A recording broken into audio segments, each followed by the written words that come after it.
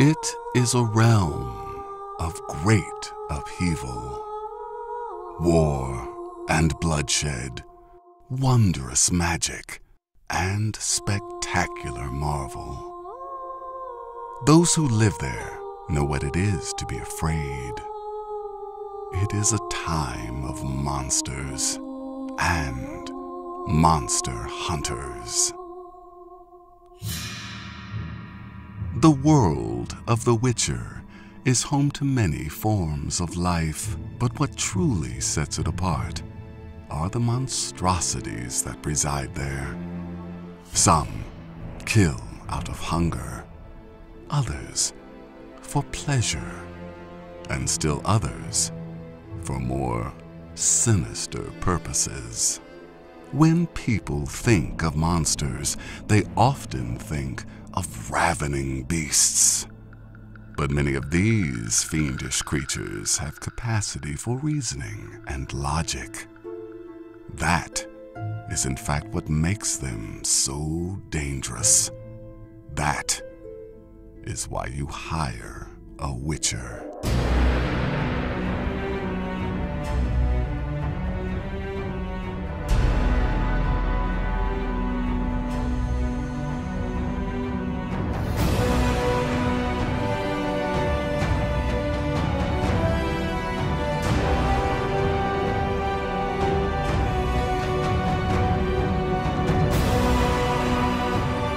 Make no mistake, not all monsters are nightmarish animals.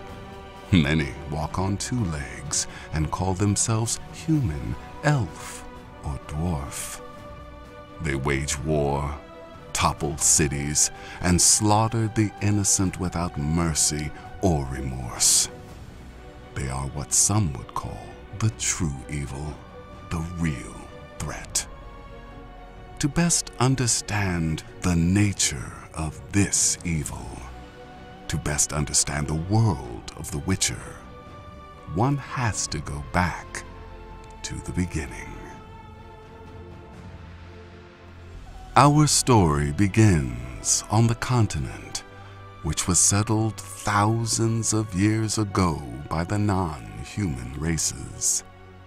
First discovered by the gnomes, the continent would soon be populated by both elves and dwarves as well. As is inevitably the case, war soon broke out. After the bloodshed had run its course, the combatants established roots in various geographic locales. The gnomes and dwarves created a home for themselves in the craggy mountain regions, while the elven race retreated to the heavily wooded forests and plains. For a time, the elder races lived alongside each other, each to their own. For over 500 years, there was peace and coexistence. Then came the humans.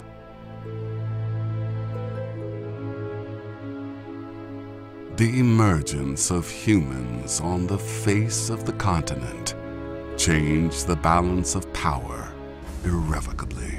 So it was that it took several hundred years for the old races to realize there was now a new threat to their way of life.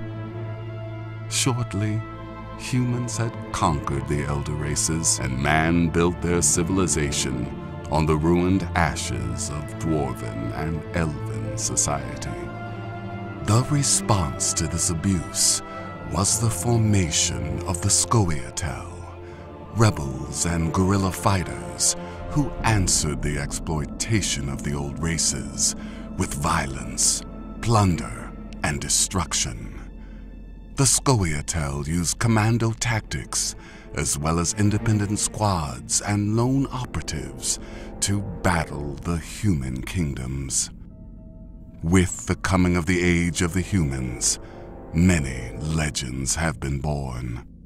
Witchers are mutated persons who have been used to protect the human race against the horrors of the continent.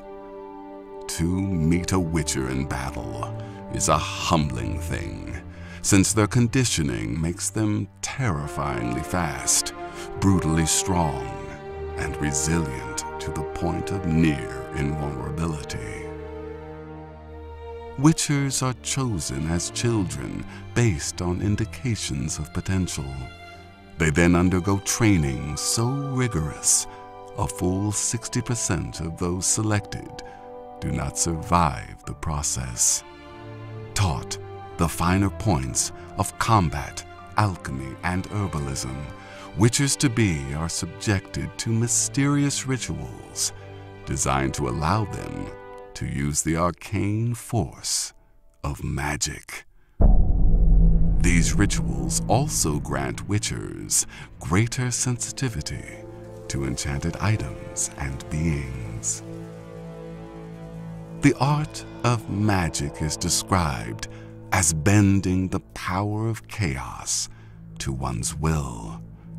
This power is harnessed by Witchers, mages, and sorceresses. Additionally, there are items, places, and even creatures that have been granted with aspects of magic and hold great power within them. This harnessing of the chaos allows users to create enchantments for healing, teleportation, destruction, and illusion. This can come in the form of spells, which must be crafted by mages or the more magically adept sorceresses. Chaos can also be wielded by way of a witcher's signs, which mostly require an act of will and a hand gesture. Some children are born naturally adept at magic and can be helpful to humans, as well as distinctly destructive and dangerous.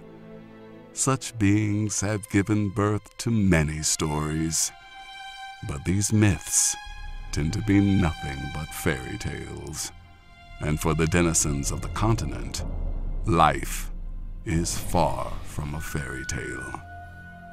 For the vast majority, life is full of fear, sorrow, and uncertainty. While the nobles squabble over petty rivalries, the poor die in the slums, and the young die in their wars. Religious zealots preach their hate from the temple, and individuals are judged by their appearance and pedigree rather than their character. The peasants are no better. They follow the loudest voice like sheep, and their lives are no more honest than the lives of those who lord over them. Most people on the continent care only for themselves. They are all monsters in their own way. Even a witcher doesn't raise his sword without the promise of coin. If you came here seeking a story of noble heroes and fairy tale endings, you have another thing coming. This is the world of The Witcher, a world ruled by monsters.